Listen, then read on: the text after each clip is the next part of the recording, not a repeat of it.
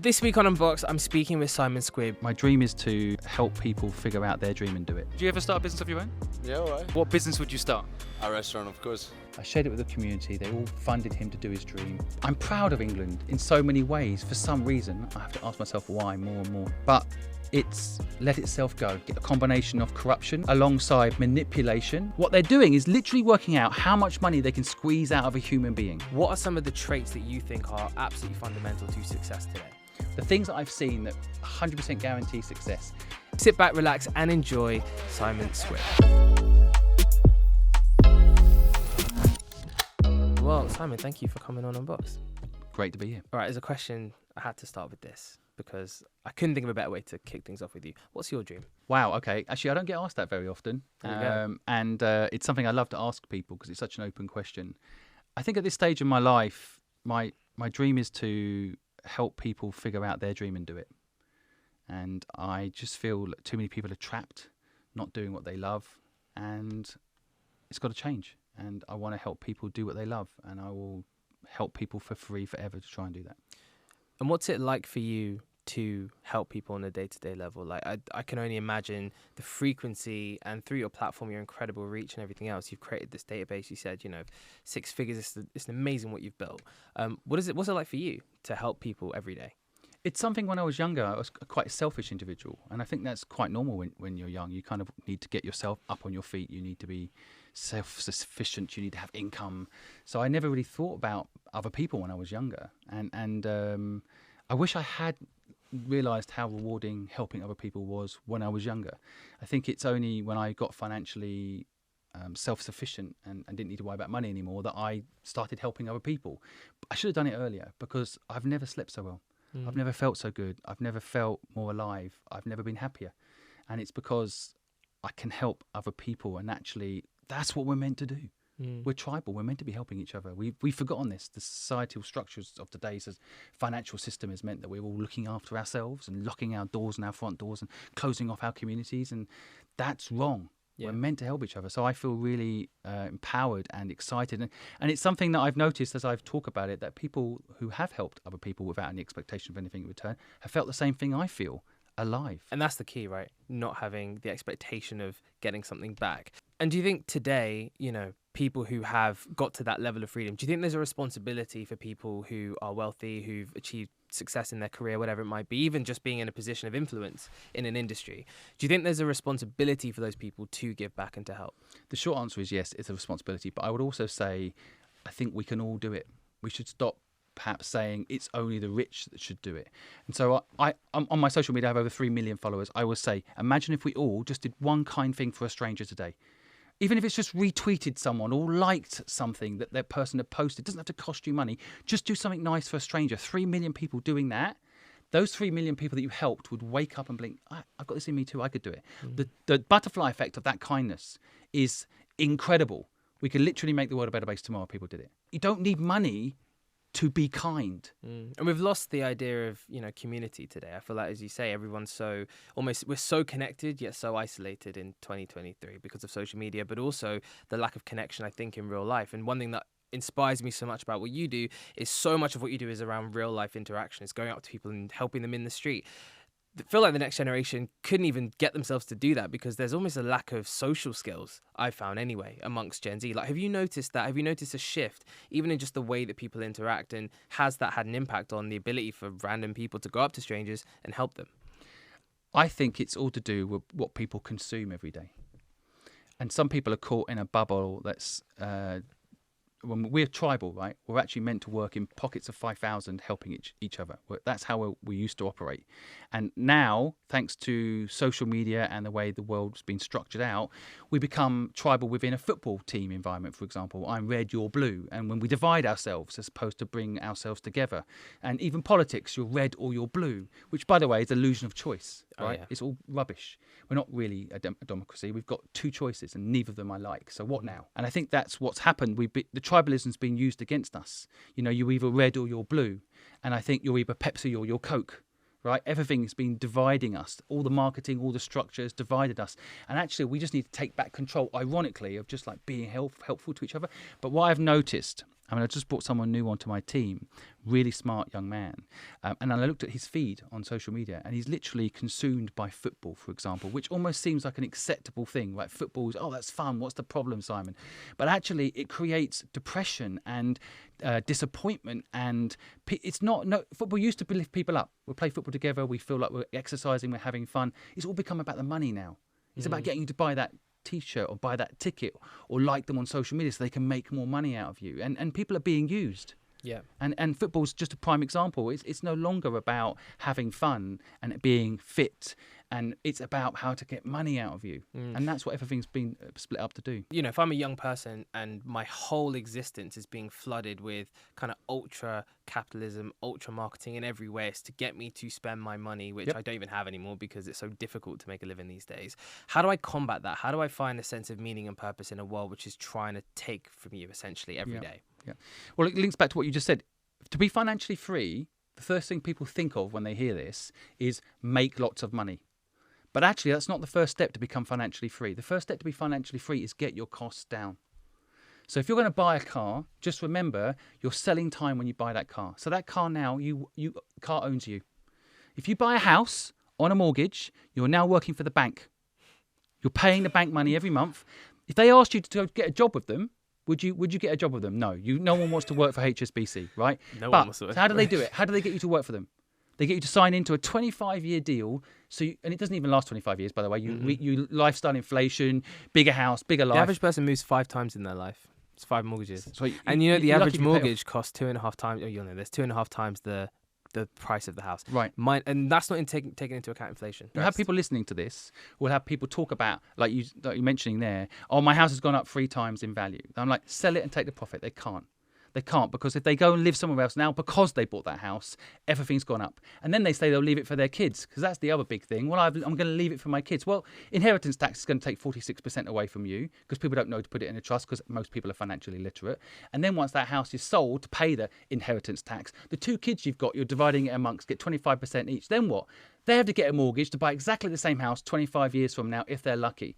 So even you leaving it to your kids is just creating slavery for your kids. Why do people not know this? Well, it's not the popular mainstream narrative, is it? Because it makes a lot of money for the banks as well, right? It's back to what I was just saying. People have been brainwashed into basically paying out money and selling time to pay for these things, right? So I always tell people, buy time, don't sell time. And the problem is that everybody doesn't realise when you buy a car or buy that house, you're actually selling time, an unscalable thing you cannot get back. Why would you do that? So it all comes back to school, in my opinion. The education system doesn't make you financially literate, which is crazy. I was on live TV asking the education minister, why don't you teach financial literacy to kids? And he said it cannot be taught, which is absolute joke. Of course it can be taught. It's so endemic. The problem is so rooted in so many different things, I think. And, you know, if I'm a young person today and I hear what you're saying now, which couldn't be more true, by the way, I personally agree massively, but it's hard to, I think, unpick some of the brainwashing in my mind that goes into these systems ultimately of making money for the banks, i.e. university system, which I have a massive problem with, and I'd imagine you do as well, in terms of student loans, in the way that, again, it traps people in a... Well, people have got no choice to do that as well. They feel if you don't have a degree, you can't get a job now. Is that true? Well, of course not. I bring people into my businesses all the time, and I don't care about the qualifications. Actually, I care more about experience. There's the irony. If you don't go to university and you went and started something, even if it failed, I'm more likely to give you a job than someone who's got a university degree with no experience. Yeah. They've just done a good job selling it. And it's a business. And it makes a lot of money. And again, interest, which people don't, again, due to financial literacy, people don't understand, especially compound interest. I mean, I see it now, you know, my wife dropped out of university, and every year on the tax statement, there's a good amount of money that has to go back to paying that student loan. I didn't have a student loan. Thankfully, I managed to not go down that route. But people think, oh, yeah, it's not a real payment. That always comes up. Like £60,000 worth of debt, so it's not real. But you still have to pay it back. Well, in addition, you're part of a credit rating system once that happens too. So this is one of the things that I think a lot of people don't get. The credit rating systems, and I won't name them because I don't want to give them exposure, but they are owned by private companies. They're not public utilities designed to help you have a better life. They're literally monitoring your credit and then encouraging you to take on debt to increase your credit rating. What they're doing is literally working out how much money they can squeeze out of a human being. Yeah. That's what those credit rating apps are doing. And we are plugged into them. And I, for example, moved back from Hong Kong to England 5 years ago, and I'm a multimillionaire. and I couldn't get BT to give me a internet service because I had no credit rating, because I had no debt. So literally because I have no debt, they assume I have no money. Right, and they don't want people not to be in debt. I'm annoying to them because they can't sell me debt, and they can't make money on. They can't on make your money interest. off me. Exactly. Right, and originally credit cards, there's an actual script showing that credit cards originally were going to be called debt cards, and marketing people said that doesn't sound very positive, does it? And then someone was like, well, that's actually what it is. It's a debt card. Yeah. And they're like, well, let's call it credit. It sounds positive, doesn't it? Like we're helping people, and it's just bollocks. It is a scam. It is a con. And I don't know how to help people out of it because even I had to go get a credit card to get my credit rating up so I could get my internet connected. Obscene. And now every week, by the way, that same credit company that I had to set up with send me some shit note saying, oh, you could get a car loan now. Oh, you've been keeping up your payments. You can get a £500 credit on buying some shit I don't need. Yeah, and then once you get into the system, you think you're doing well for yourself, i.e. you think you're able to progress in getting a house, whatever it might be. Then you get marketed all these other debt products, and then your interest levels just go through the roof, and that is ultimately where they make money from you. I mean, what would be your advice to a young person who, again, maybe doesn't understand this? They're 18 years old, their parents are telling them you need to work to get a mortgage, you need to go to university, take a student loan. What would be your advice before they start on that journey of debt ultimately? What would you say to them, knowing what you know now and being in the position you're in now? So I think the first thing is only take advice from people whose life you want. If you see someone living the type of life that you want, then it's worth taking advice from them. And frankly, parents, my generation, I'm talking to a young audience through my community, but my generation generally, first of all, it was a different time.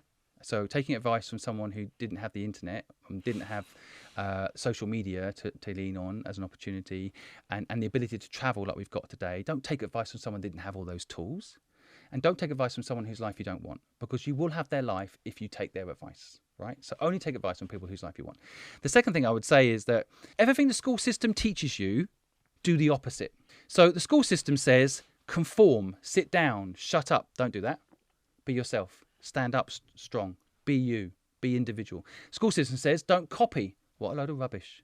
How do you think we got fire? We saw someone doing it. We're like, that's good. I'm going to do that. And then someone else saw it and did it better. How do you think we got the curriculum? Exactly. The whole thing, that's why 80% of A students end up working for C, D, and E students, right? Because actually the biggest thing you can do to succeed is to fail. That's really interesting. I didn't know that. Can you explain a little bit more about that? How 80% of basically the top performing students end up working for the CDEs as they're graded? The main reason for this is actually really simple. A students don't experience failure throughout their school career. There are a few people that actually do really well in school. Those that will conform. Those that do memorize well. There are a type of human that are very suited to the school system, and they will thrive. But when they come to the real world, and someone says to them, would you like to take no salary for a month or unlimited upside potentially? They'll be like, I'd rather just get an A, if that's possible. I just want it consistent like the rest of my life has been. I've always been successful. So just give me a salary because I'm clever. And then that traps them because then they can only do what they've learnt and they can't adapt. Whereas D students, I failed so many times. I started a gardening company at 15. I've made so many mistakes. I kept making them. I would hire someone I couldn't afford when I was younger, right? There's no way an A student does that because they have worked out they're too clever, but not in the right sort of clever, in my opinion. And the school system's made it worse. They've made them fine-tune their memorization skills and not broaden their EQ. That's a really good point. And I love the idea also about resilience, that, when you have failed so many times, and especially when at school you're almost put in the corner a little bit, right? If you're not a true high performer. Right. And that goes through state schools, private schools, whatever it might be. When you are a low performer in school, you have to deal with constantly being told that you're not doing well enough, that you aren't good enough. And with the right type of personality, that's only going to build more resolve. That's only going to build more resilience. And that's the resilience and the strength that you need in the real world. So just to move on slightly, obviously you've been a very successful entrepreneur. You now run an amazing business, helping others. It's incredible what you do. What are some of the traits that you think are absolutely fundamental to success today? Well, I've also interviewed 200 of the world's most successful entrepreneurs. I've asked them the same question because when I looked at how I made it, part of me thinks I was just lucky. And I think that's a really important thing to discuss because luck does play a part. People say, oh, the harder I work, the luckier I get. I'm like, well, what about where you were born then, mate? How hard did you work in the womb to get. Some would say pretty hard. But you know what I mean? Like, people, No, it's for sure. bullshit. I mean, Yeah. luck definitely plays a part. I think what's really interesting about the traits of success, the things that I've seen that 100% guarantee success, is optimism, a general belief that even failure was a good thing. By the way, Elon Musk doesn't agree with me on this. Yeah. So, you know, if you want to be Elon Musk, listen to him. If you want to be me, listen to me. He has a different opinion. He doesn't believe in optimism, right? But I personally have seen it firsthand and in my own life. When I was kicked out of home and I was homeless, I was actually optimistic about it. I thought, well, this is a different stage. This is an experience. I feel lucky. You know, I'm still alive. You know, like, it's weird. I actually felt positive about it in a really, really strange way, which might be hard for people to Can you just tell understand. that story very quickly, actually? So you say, you know, you were kicked out of your home, you made home as 15. What happened? Basically, my father suddenly died of a heart attack. I was 15, he was 56, and he died in front of me. I thought he was joking. He just slumped down on a chair, and I was just like, what are you doing? And he was having an argument with my mum at the time, and I was like, what are you doing? And I thought he was just having a kind of a joke thing, and then he wasn't responsive. We called the ambulance, and then by the time the ambulance arrived, he was dead. And suddenly he was gone from my life, just from not really appreciating him, not really believing he was even dying in front of me, almost thinking it was a joke, to gone. And then basically, you know, at 15 years old, I'm sure a lot of people can relate, I didn't want to go home and be sad, so I would stay around my girlfriend's house or go out with my friends. And my mum clearly was obviously going through something, of course, at the same time as me. We just clashed. And one day she said, you know, what a lot of people might hear from their parents, it's my way or the highway. And I just said, I'll take the highway. And she said, right, get out. How long after your dad died? About 3 weeks. Oh, wow. And she just threw all my stuff out the front door. And I actually thank her for it now, because it also woke me up. It gave me access to the real world quicker than most. And I have the most amazing life today because of that difficult moment. Like, Do you I trace a needed lot it. to that day? A lot. I I can literally feel that that's the day I woke up. It's a part of your brain. We've all got it. It's like a survival part of your brain. It's a So muscle. your eyes open and everything just becomes clear. You have to make it work. I literally think I hear differently. Like, when people talk to me, I hear differently. I understand the world. That moment woke me up into that. I had it twice. I had it at 15 when I left, when this whole situation happened to me at home. And then I had it at 23 when I moved to Hong Kong. I had another moment where I realised how big the world was. Because when you grow up in England, you think England's the best ever. You go on holiday to Spain or some, you know, I guess some shitty place, and you're like, okay, this is fine. I'm glad to be back in England. We've got good roads. But I realised how big the world was and how much there is out there, and how, you know, I was told China was this communist country that you should never aspire to go to. And I went there. It was beautiful. The food's amazing. The people were happy. I was like, this is not the China I was told. You know, and then I went to Thailand. Same. I'm like, oh, it's full of, you know, drugs. Don't want to go there. I'm like, beautiful scenery and beautiful skylines and beautiful climate and happy people. Like, all these images I was sold by media were not true, and I learned that by seeing the world. To your point on the UK, many people are very jaded with this country. I think there's been a growing frustration over the last 10, 15 years, especially amongst my generation, who've now had to enter the working world with probably the hardest climate, I'd imagine, can't pick a date back when maybe it was harder, but for a very, very long time. Infinitely more challenging in so many factors, whether it's the cost of living, salaries to house prices, all these different things. When you say about how big the world is, I think a lot of people get inspired by the idea of traveling. So many more people now are looking at working in other places because the UK is just that bad right now. What would be your message to them, having seen the world, having lived very far away, somewhere like Hong Kong? What are some things that they can maybe think about as to why maybe they should consider leaving? I have a very conflicting view about England because it's where I grew up. I'm sure everyone, you know, who's listening to this, that's your UK audience, will resonate. You know, I'm proud of England in so many ways. For some reason, I have to ask myself why more and more today, but I have a sense of pride about being English, and it is an incredible place in so many ways, but it's let itself go. And I think a combination of corruption, which is a word that people think only applies to third world countries, it's definitely here, alongside manipulation of the population. And I'm talking not conspiracy theories, I'm talking about financial manipulation. If you want to see if something's true or not, just follow the money, right? You want to see how mortgages work? Follow the money. See how it works. Everybody in the top 100 rich list did not make their money in property. They made their money starting a business and owning equity in that business. Why is this not taught in schools? Because they don't want you to start your own business. They want you to work for the businesses that are being lobbied by them in government. They want you to go work for someone else, right? They don't want you to own equity in businesses. And bosses don't want you going up to your employer and saying, give me equity in a business. But that's what you should do. And if you can't get equity in that business, start your own. And if you can't think what business to start, go traveling. Go see the world. Go see what's out there, because there's so much out there. Go to Thailand and bring something back from Thailand to here. There's lots of things missing from this country. And maybe you can go overseas and see it and bring it back here. But England, in my opinion, today needs a total overhaul. We need to rethink how things work here and start breaking up these big companies that control everything and give power back to the people. And by the way, we can take the power back. You know, like I have 3 million people following me. If everyone did one kind thing, like I said earlier, to help a stranger today, the world will change. Now, we can all do something today to change our lives. Get your costs down. Right now, get your costs down.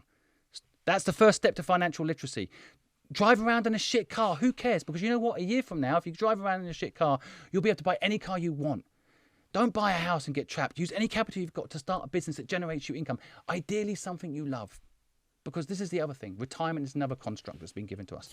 Work in a shit job.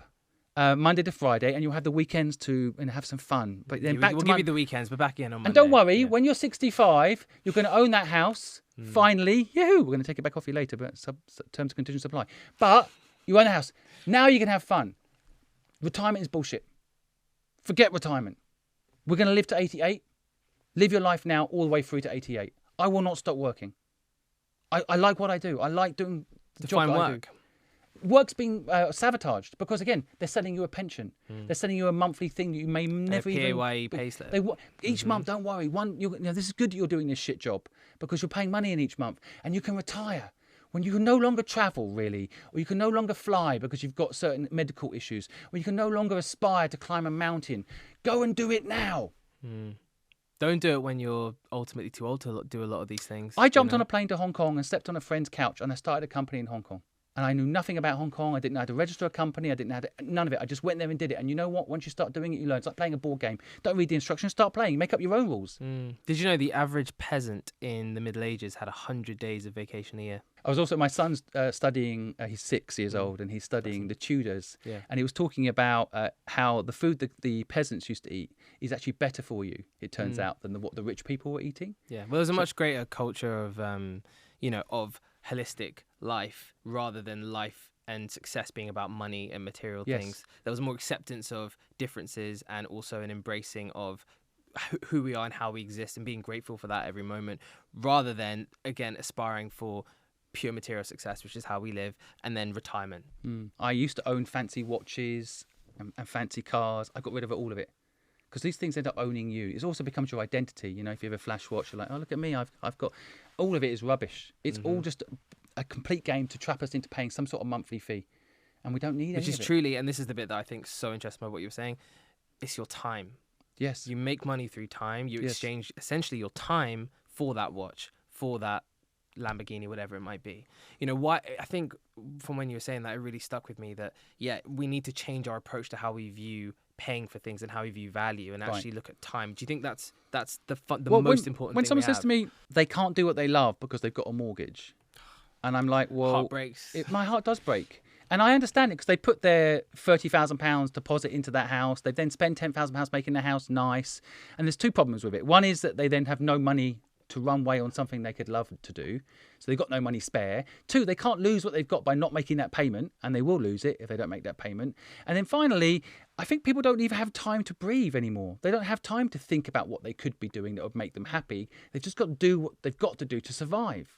And that needs to change. Well, it changes your whole approach to risk, your whole approach to freedom, because you're ultimately not free anymore. Right. You have a liability and a heavy one that goes over your head. And the funny thing is people are voluntarily giving themselves this liability. It changes the way people view the world. I've had 2 mortgages. I sold my flat relatively recently. We've had 2 flats, and now I'm renting. I've never felt better in my entire life. Yep. Never better in my entire life because I have cash in the bank. I have freedom because I'm not dependent to a bank for Plus, the place you that I can live. also go where the opportunity is. Exactly. And when you're young, that's another thing. I think I sometimes ask myself, would I have made it if I just stayed in England? And I think the answer is no. I think it's because I moved to Hong Kong and I learned a new system and I learned a new way of life and I rebuilt my life from scratch. Having zero is a competitive advantage. Anyone listening who has no money has a competitive advantage to someone middle class who has a house and a car. Couldn't agree more. And people don't realize their power, especially when you're young. You don't realize your power. I was forced to enable that power. I was forced because I had no support structure. So I had to take risk. And risk is how you get success, by the way. The more risk you take, the luckier you get. It's got nothing to do with hard work, right? As long as you take one big risk a day, you'll be successful. It doesn't matter how many hours you work. You don't have to work. I mean, and to me, the fact that people don't realize this, they buy themselves something to try and make themselves happy. And I blame the marketing companies, right? And I used to own a marketing company, so I know. The marketing companies sell you that owning a house will make you happy.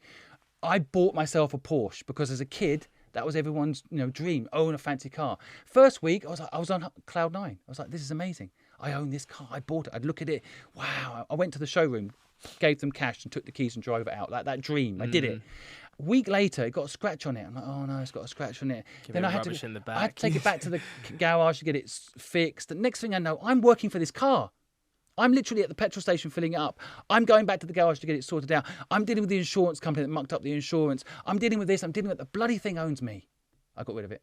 Best thing I ever did. And I think to your point, you as a 15-year-old thrown out of your house, I would imagine probably in a way the freest you've been in one sense, because you don't have any liabilities or responsibilities at all. Even the chores you maybe had to do around the house, that's gone. To a point, your back's against the wall and you have no choice other than to find a way. And humans are incredible. If you put up a back against the wall, it's amazing what we can achieve. The Vikings used to call this burning the boats, right?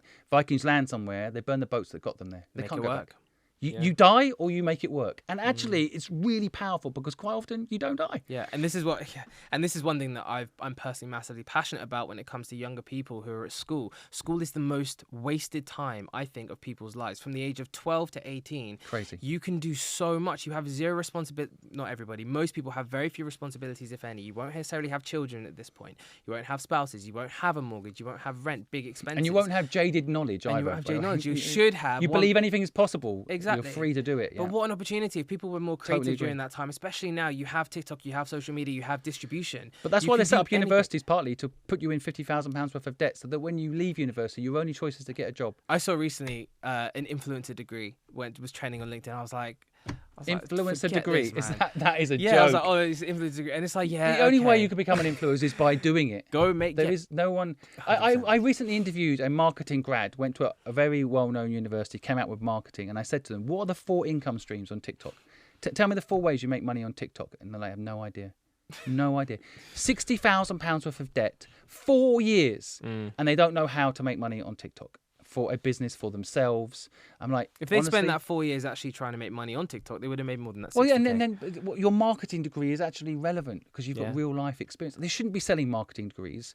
I think the whole thing is a complete scam. It's a business, and if you're getting sucked into it to do a marketing degree, then wake up. Yeah, you'll love this. I went to uni. I went to King's for 3 months at 12 weeks, and I studied a degree. Worst thing in my life called digital culture. First year they ever did it.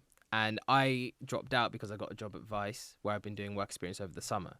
And I had this juxtaposition every time that I went into that seminar room where I was working at Vice on the Friday and I'd been there during my summer holidays, and then I'd come to this digital culture degree to learn about Dungeons and Dragons or something completely irrelevant. The course teachers had no idea. Everyone around the course was so alienated to the real digital culture that I was at that time fortunate enough to be working in every week.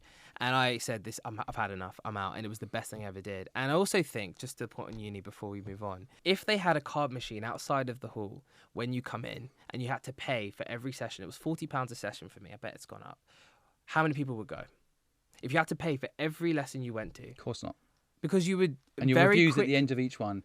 But sometimes people don't know what they don't know. Yeah. So if someone, like I was speaking at a very well-known university recently, they have an MBA program. And the professor, before I went up, was talking about how to get sales. It was like the sales. He was talking about sales. And it was all rubbish. And I had to get up there and literally say, your professor has just talked the biggest load of bollocks I've ever heard. It is all... And I'll never get invited back to speak there. But they are just literally... They've never done a sale in their life. They're talking about a sales process. They've never done it. And honestly, that's what I go back to my point earlier. Only take advice from people whose lives you want. And if you want to be a professor, then listen to a professor. Now, there are exceptions, of course, like every rule. But I'm very cautious of people that give out advice when they don't have a life I want. I think that's very true. There was one nuance that I wanted to mention. I don't want to forget it, which is the other real benefit of me leaving home at 15 was a new circle. Because sometimes your existing circle, they try to define you. So they might say you're such a rebel or whatever, right? And then you're living up to that rep. Whereas when I was suddenly away from everybody that thought they knew me, I discovered who I was. Yeah. You know? Okay, so we have a box here, and in the box are a number of cards. I'd like you to pick a card and tell me the first thing that comes to your mind. Hope. Davide is one of the people that I met. His video went viral. I think we've had over 100 million views on his video so far. It's a very simple dream. He just wants to open up his own restaurant. Presently, he's working in someone else's restaurant, and he dreams of opening up his own restaurant. And this is the interesting thing I've discovered, that between doing what you're meant to be doing and what you're actually doing, there's often only 3% difference. And here's an example. He came to my house, cooked me a meal, mind-blowingly good. I shared it with the community. They all funded him to do his dream. And I have hope he's going to make it happen. You know, like he doesn't believe it's possible to do his own restaurant. He has the dream to do it, but making it actually happen. And that's he's one of those people that I have hope for, that he'll do what he loves. And what's the big lesson of his story, do you think, for others? Well, I think some of his story is personal, so I don't know if he'd want me to share it all, but he got himself in a lot of debt, and he was doing a job just to survive, really, but he was still doing something he kind of loved. And I think that's the thing, sometimes you have to give up good to be great. I think that's the other thing. Sometimes if you've got a job that's paying the bills and you're able to have the weekends off, it's actually very hard to give up that easy life, but that doesn't make for fulfilling life. You've got to give up good to be great. That's great. Yes. Love it. Yeah. New research from small business support platform found that figure rises to almost 48% among young adults between 18 to 24 who said that they are considering starting a business. So lots more people are thinking about it. Yeah. Can I take full credit? Please. I will take full credit. No, I think this is the thing, that entrepreneurship has become a very popular terminology. I use entrepreneurship, but I'm really talking about freedom, right? I'm really talking about freedom. I want people to have more choice when they leave school. Right now, most people feel their only choice is to get a job and pay down that debt, right? Or get a job to get the money to buy a car. And I want people to know they've got another choice. So when I hear this, I pick a word, I'm like, options. You've got more than one option. You don't just have to get a job. And starting your own business, being an entrepreneur isn't that cool, but it does give you choice, right? You can have a very big company, a very small company, a lifestyle job, a job that takes you around the world, choice. And when I hear that, I'm like, that's what I want young people to have. That's what they can have. That maybe, my generation, we could have a house, right? Maybe it was a bit cheaper. This generation can have freedom. What more is there than that, really? Yeah, but they just need to learn a few things they're not taught at school for a reason. Yeah, we should set up a school, I'm up for that. Yeah, be good. Madness.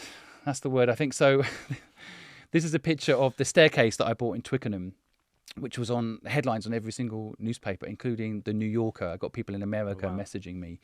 We bought this staircase. It's the first time a staircase in London's ever gone on sale. But we bought this staircase and we put a doorbell on the bottom of it. And we said, press that doorbell, tell us your dream, and we'll share it with millions of people. And that's what we've been doing. And there's queues of people going to this doorbell, and the people in the queue are helping each other. The video goes up, the people who are watching the video are helping the people in the video, and the people that are watching the videos are inspired to go and do it themselves too, right? And what I discovered doing this is, where can people go for help? There is nowhere. That is a problem. And if a doorbell in Twickenham can help people feel like they've got somewhere to go and get some help with their dream, I feel fucking happy and excited about the world, because we need to start providing more ways that people can get help. Job unhappiness is a staggering all-time high, according to Gallup. Why? Well, I think the media are to play a role in this too. Basically, there was a social experiment done where rats were given a home, and they were provided with food and water. And then those rats initially were quite happy, and they had more rats. And then they were happy, and then they had more rats. Anyway, 12 years later, 26,000 rats, they basically all started eating each other and being unhappy, because it's not about providing someone with a fish in their cave. The analogy of like a job is you're waiting in a cave and someone's bringing you a fish, right? That's what's happened. We used to go out and hunt every day. We used to go out of our cave and live. But now we wait at home for someone to bring us a salary, right? That's not how we're meant to live. We're meant to go out there and have a challenge. We're meant to go out there and fight. And it's fun to be in the rain. It's fun to go for a walk with your friends. It's fun to learn to do something difficult, right? Which is why when people retire, they die quite quickly after. We're meant to have stress. Mm-hmm.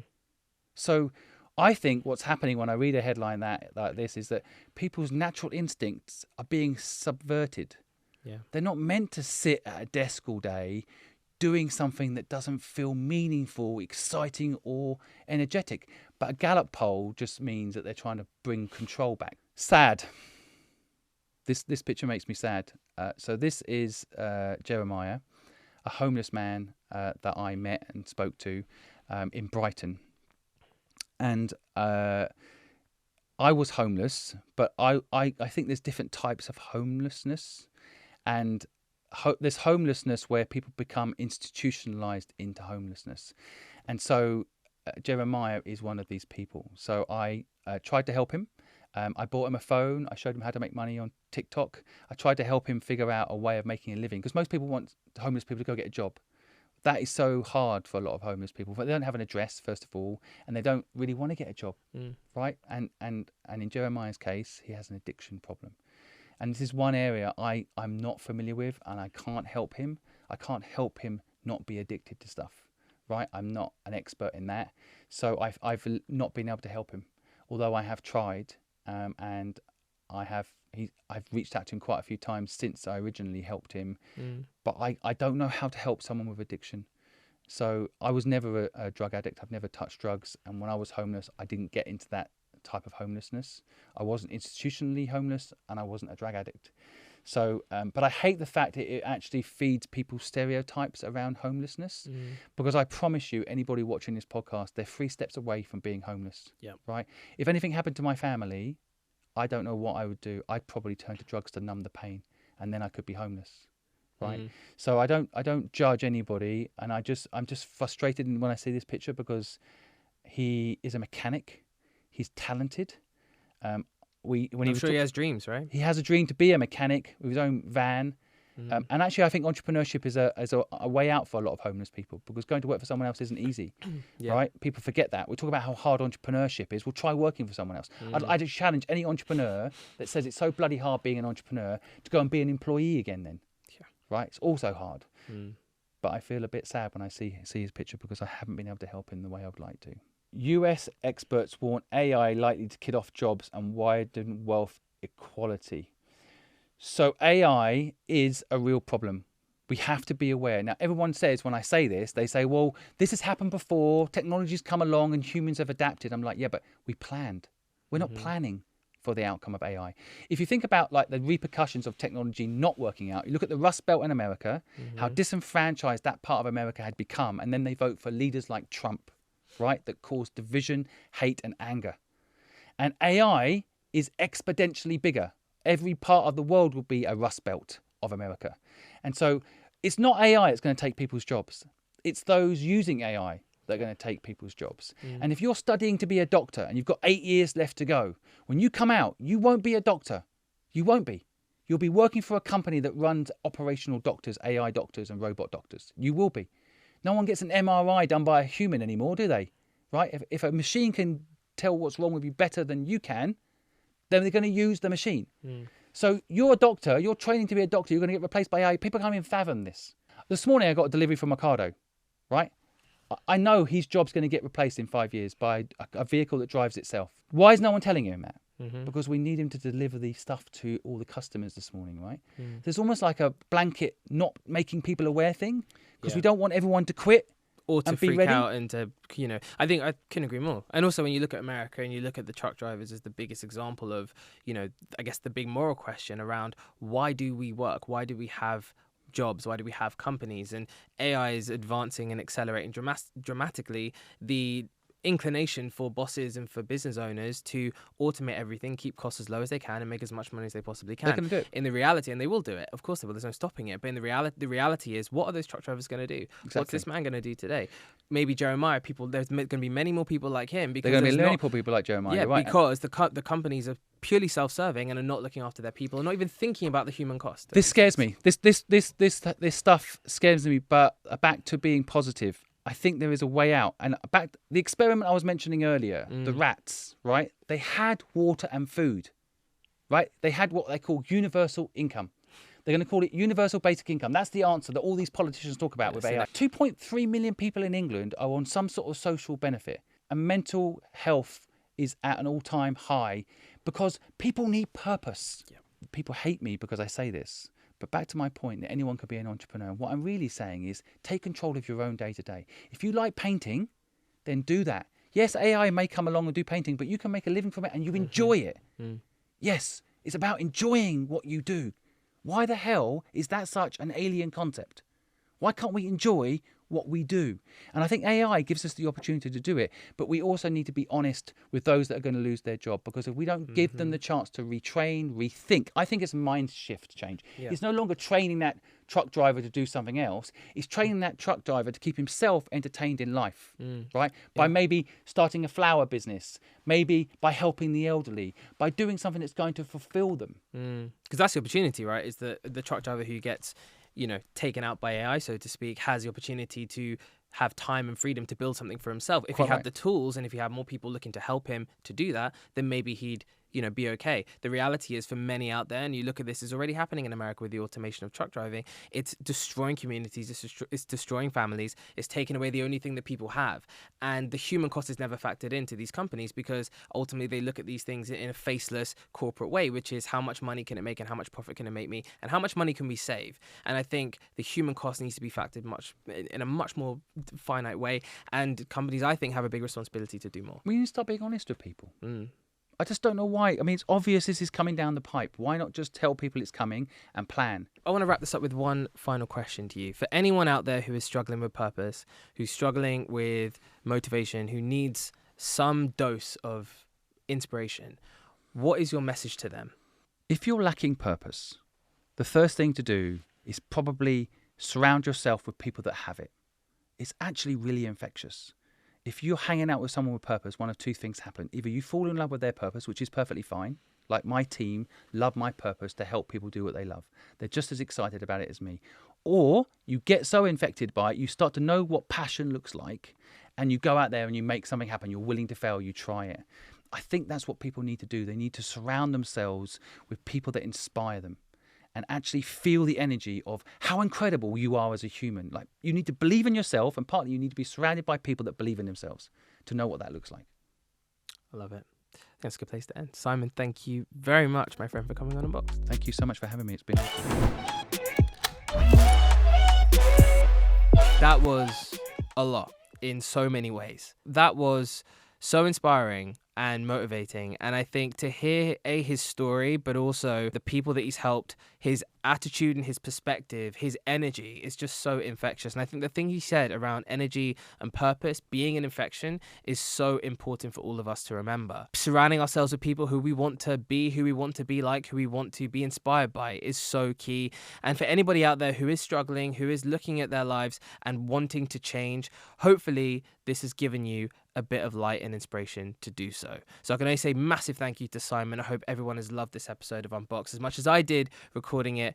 Make sure to like, subscribe and comment, and we'll see you again next week.